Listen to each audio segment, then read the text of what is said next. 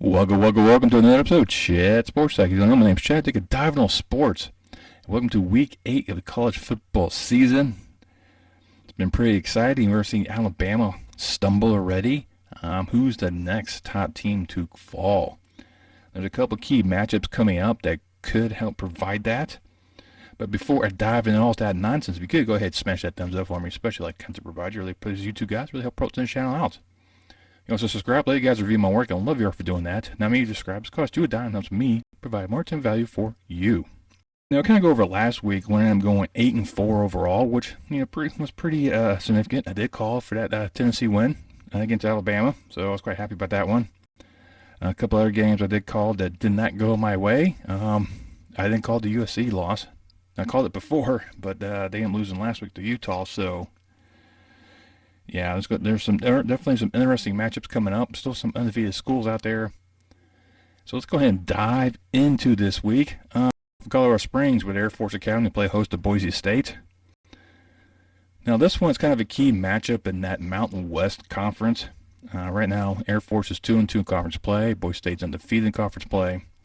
It's trying to get Air Force back into contention for the divisional title and then a shot at the Mountain West crown.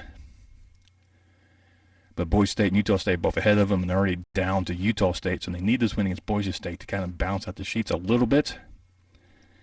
And right now, Air Force favored by 2, as kind of irony put it, Air Force has one of the best ground attacks out there. Of course, that triple option that all the search academies run kind of play havoc with a lot of programs. And I think Boise State will keep this game close. Probably tip the scales a bit because that's just how Boise State is. But Boise State's not the same Boise State we've known before when they were the huge BCS buster, always in the conversation.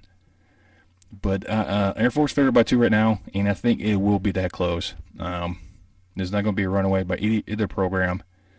But I will take Air Force edging out the Broncos to try and help them out in conference play, and also get them bowl eligible, by the way. A little added bonus for the Falcons. Next is a huge matchup out there in ACC, where 5th-ranked undefeated Clemson take on 14th-ranked undefeated Syracuse. A huge matchup in ACC to determine who has a controlling factor in the Atlantic Division. I think whoever wins that one is going to be the winner of that division, more likely taking on North Carolina and Charlotte if schools maintain that current pace. Syracuse is one of those teams that are sneakily good, kind of fly under the radar a little bit. They did struggle against Purdue. If it wasn't for Purdue implosion, they might have lost that game at home. If this game was in Syracuse, I probably would go with the orange, but this is down in Death Valley. And I think Clemson's going to come out there looking to make a statement. I think Syracuse will make this a game in that first half and scare Clemson. It's how Clemson comes back from that to determine how this game is going to go. Right now, I think DJ right now for Clemson is probably the better quarterback, but Syracuse has some better weapons. It's all come down to defense in the second half. Right now, Clemson's by fair by 14, and no. Syracuse ain't going out like that. Syracuse will make this close. Syracuse will scare Clemson, but Clemson's going to edge out the orange and probably beat them on a late field goal. Now I'm taking the Tigers. Next, we'll head out to Big 12 country and head out to Waco, Texas, where Baylor would play host to Kansas in a critical game in Big 12 action. Both programs have 2 losses in conference play. They're sitting right now on the outside looking in. They need to win to maintain some type of presence, some type of pressure on the top. Right now, Kansas is reeling. They're now lost 2 in a row after an amazing start. Baylor is kind of hit and miss in terms of their squad. You don't know which version is going to turn up. Baylor right now is favored by 10. I think it's going to be a lot closer than that. But I am also going to go with Baylor in this one. I think it's just too much of the Bears that they're looking to try to point their ship in the right direction. Kansas is starting to kind of fall a little bit as teams are able to understand how they're playing these games. I'm sure Kansas will get that 6 win sooner or later and get themselves bowl eligible the first time in decades. But it's not going to be this day. I have them beaten, or have Baylor knocking off Kansas in this one in probably about 6. Now we head out to Baton Rouge, where the 5-2 LSU Tigers host 7th-ranked and undefeated Ole Miss. This is going to go back and forth. It all depends on how Daniels kind of handles this one. But I think Ole Miss's defense is going to be a little bit more problematic. And right now, Ole Miss looks like the favorite out there in the West after Alabama lost. And don't quote me on that one. Except the West is now kind of wide open after the Alabama loss, so teams are going to start looking at the position. Right now, LSU is favored by 2 because they have started to click and they've started to gel right. The only good team they've really taken on and beaten is Mississippi State. They're not going to have the same success against Ole Miss. Ole Miss is a little bit different. Lane Kiffin has them going, thinking something else. They're actually thinking they could possibly win the SEC. And they're going to take that into Death Valley. And they're going to take it to the Tigers. Tigers favored by 2. I think Ole Miss is going to end up beating the Tigers by at least a touchdown. I think it's going to be that type of game. I think Daniel's going to have himself some decent numbers, but not able to get into the end zone. I think Ole Miss defense will do that bend, don't break philosophy and hold on, beat the Tigers to remain undefeated. Then we head out to Pac-12 country, where 10th-ranked Oregon will host undefeated and 9th-ranked UCLA. Huge matchup in Pac-12 play, as both schools are undefeated.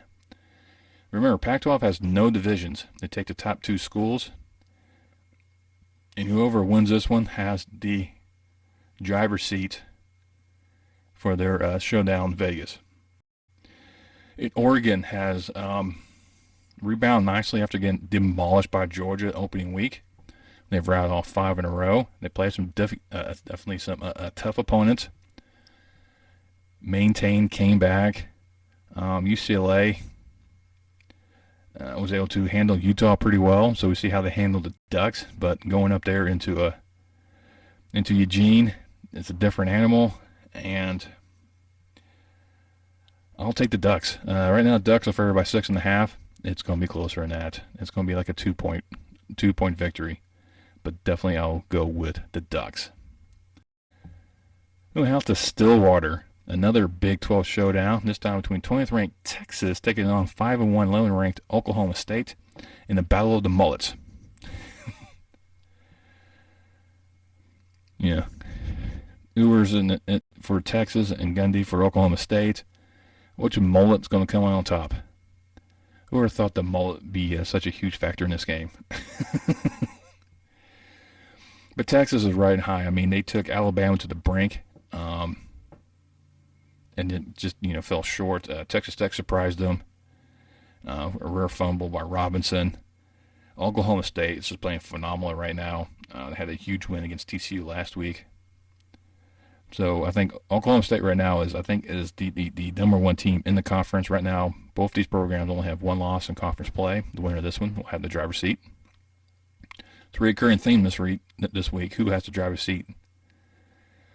And possible maybe liking their position in the conference championship game early. Police have themselves in a more prominent position to do so. The things, pieces start falling into place. Right now, Texas is favored by 6. People are overlooking Oklahoma State at this point in juncture because of their loss last week to TCU.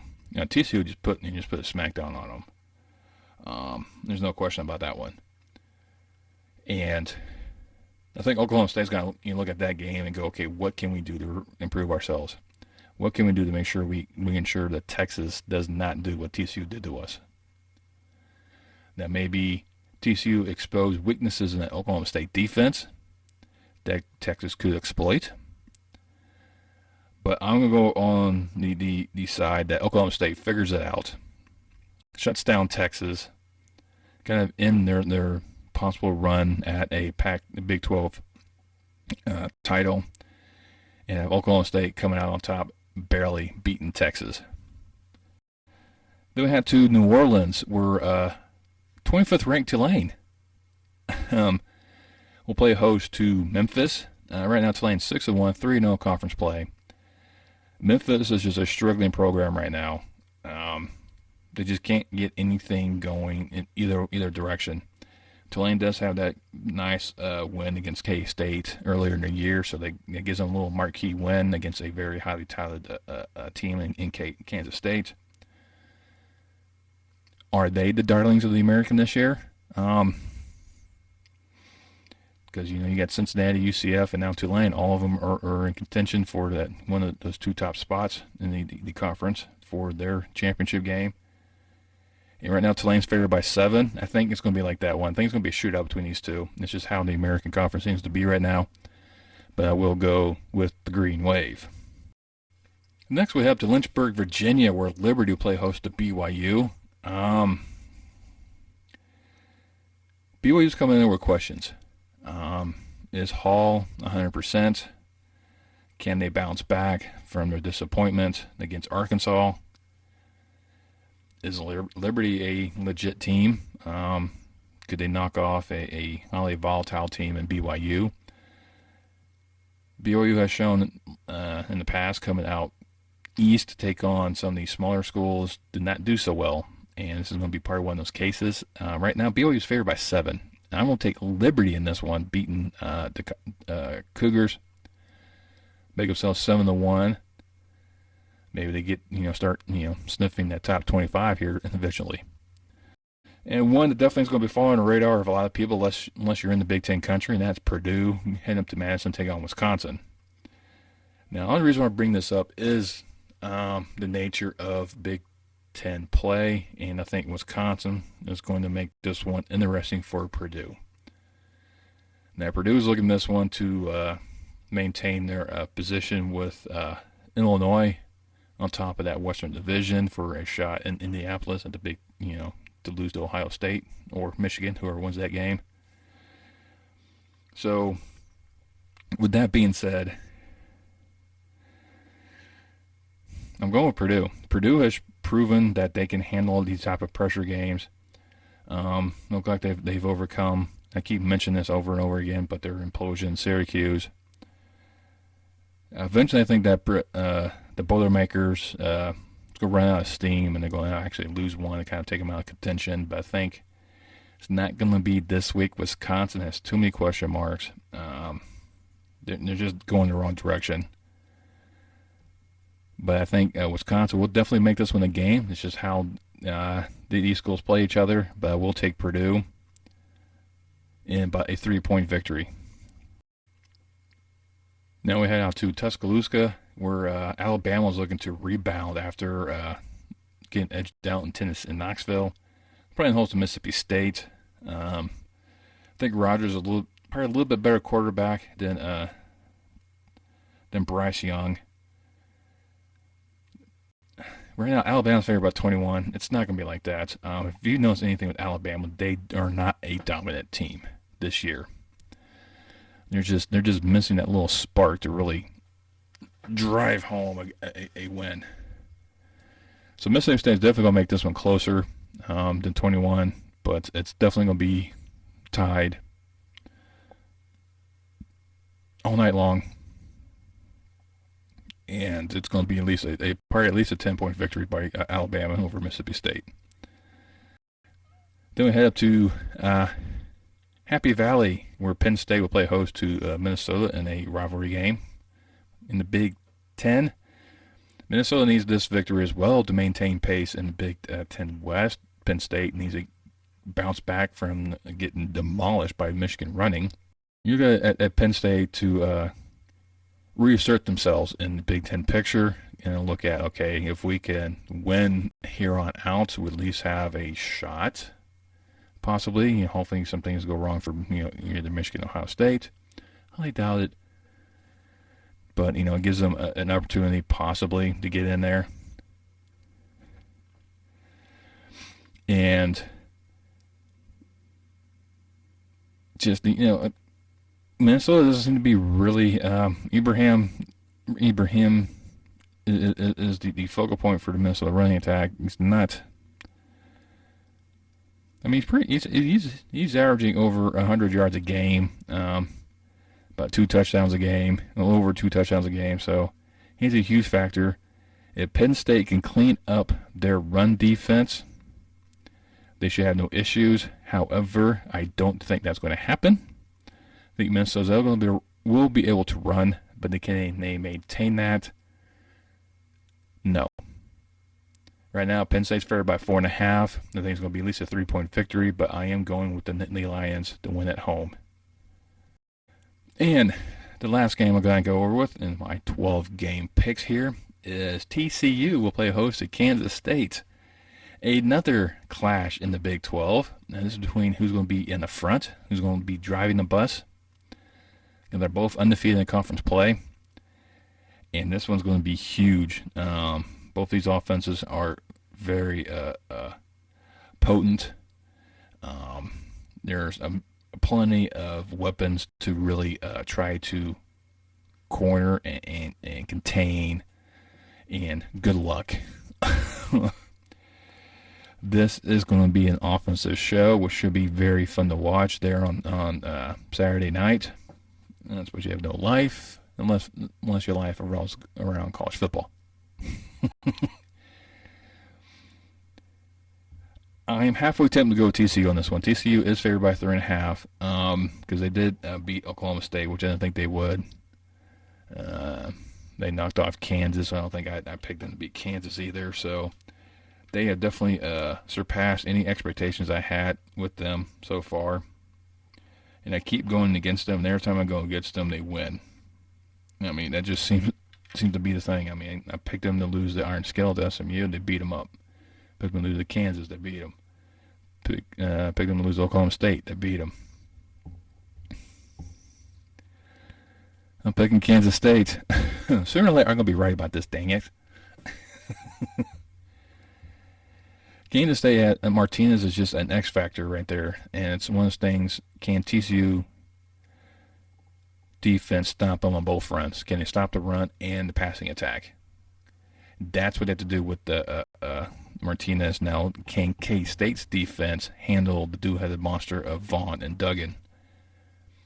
They couldn't do it with Tulane, so we'll see how that one kind of plays out. But I'm definitely going to go with K-State to surprise TCU in this one, and probably by like a 1 or 2 point victory, but I will give the edge to the Wildcats.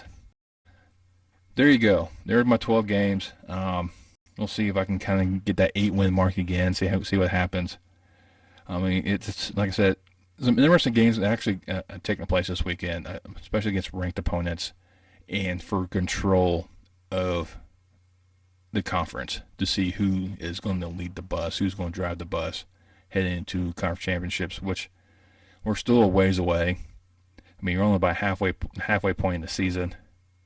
You still got a lot more college football left to go, and there's a lot of things that can happen. But having yourself being the hunted could put some more pressure on you because more teams are now going to look to try to top you within your conference.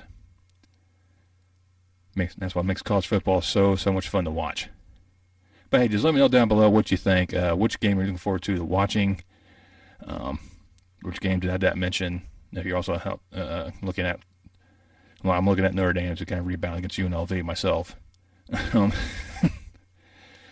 Boy, they need that. But like I said, just let me know down below. Once you're there, you can also hit that thumbs up once again. You also share this video with your friends and family. It helps promote this video out. Once you subscribe, make sure you hit that bell. That'll let you know next time I post any more content on my channel. And I will see you next time on Chat Sports Talk.